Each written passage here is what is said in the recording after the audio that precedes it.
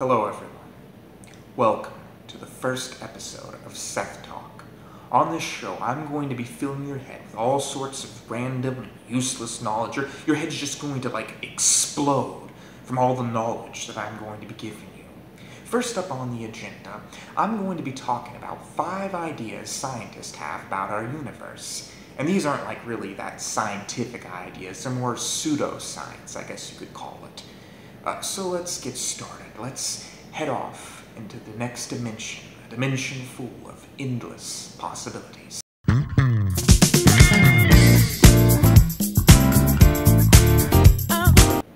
The universe we live in follows a certain amount of rules, like the laws of physics, for example, or the law of relativity. However, there is an idea that when the Big Bang occurred, there might have been other universes which don't necessarily follow our rule, that these were created during the mini-world theory, and that's an idea we'll get on. This means that maybe there's some other universe that might not follow our rules, that may not follow the laws of physics, and this opens the door to many different possibilities. Like maybe there's a world where Mario exists, or Harry Potter.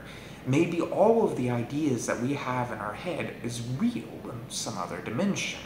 Again, this is an idea that isn't really that scientific, but it's a sort of fun idea to think about. Thinking about the fact that maybe all the fantastical worlds the great minds like Leo Tolstoy and Charles Dickens have created might be real somewhere else. Although I'm not sure if I really believe it all that much. This idea is one you've probably all heard before, but I'm going to go ahead and include it on the list. It states that all of reality is a dream, and people who support this theory point out that when you're in a dream, you can't actually tell that you're dreaming. So who's to say that this world isn't a dream? This theory, it can't really be proved one way or another. We can't prove that reality is real, but we can't prove that it isn't.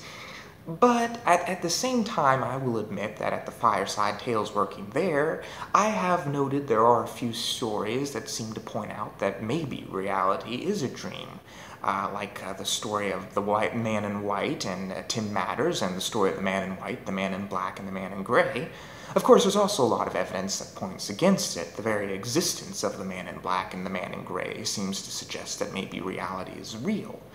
But I guess for me, I think it's only healthy that a person questions his own reality. Indeed, I feel it's almost insane for a person to live his whole entire life without ever saying, maybe this is all just a dream that I'm having.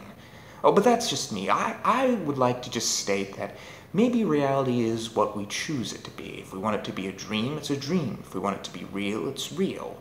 And that's another theory that's kind of cool to think about. Maybe the end result will be whatever we want it to be. That sounds kind of nice. This idea might get some of the religious folks out there angry with me. Or maybe it won't. I don't really know.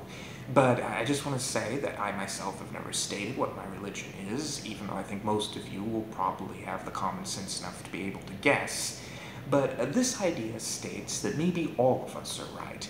Maybe the Christians, the Muslims, the atheists, the agnostics are all right in their own individual way. This means that every different incarnation of God, Ra, the Big Bang, all of them are real at the exact same time. I like this idea because, it does mean that everybody was right and none of us were wrong and we all were following our heart in the right way. On the other hand, I just don't feel like it's too realistic of an idea. But it's still sort of a fun idea to think about. Imagining Ra and God both existing at the same time.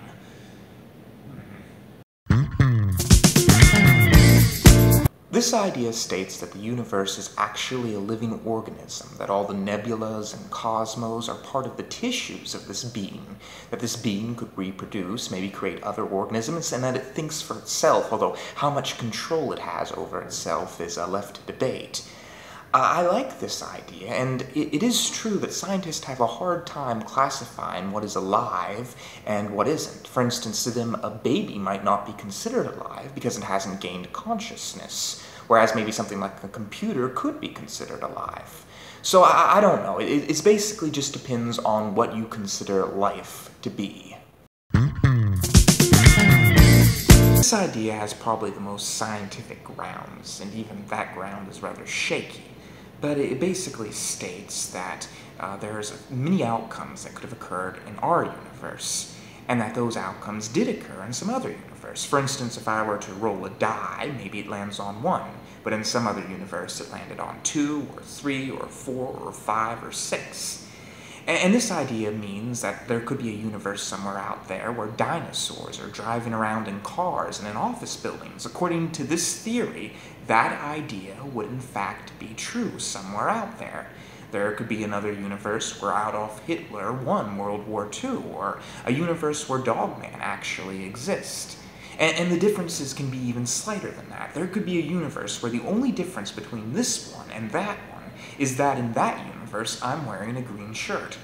That would be the only difference between the two universes.